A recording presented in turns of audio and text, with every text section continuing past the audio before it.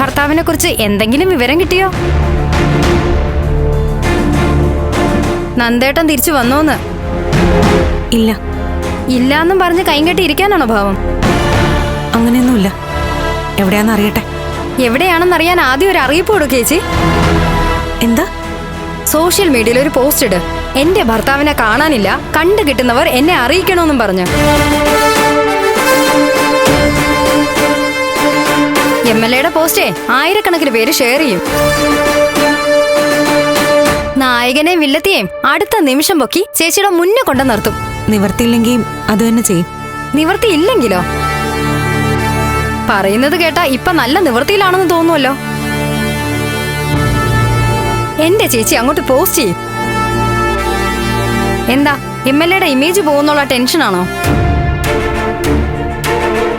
ചേച്ചി, സോഷ്യൽ മീഡിയയിൽ ഒരാൾക്ക് ഒരാവശ്യം വന്നാ അത് ജെന്യൂൻ ആണെങ്കിൽ എല്ലാരും കൂടെ നിൽക്കും, കട്ടയ്ക്ക് സപ്പോർട്ട് ചെയ്യും. ചേച്ചി പേടിച്ചിരിക്കേണ്ട കാര്യമില്ല.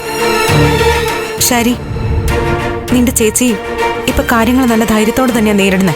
ആ, ചേച്ചിയുടെ ധൈര്യമൊക്കെ എനിക്കറിയാം. പഴയ ദേവികയല്ല.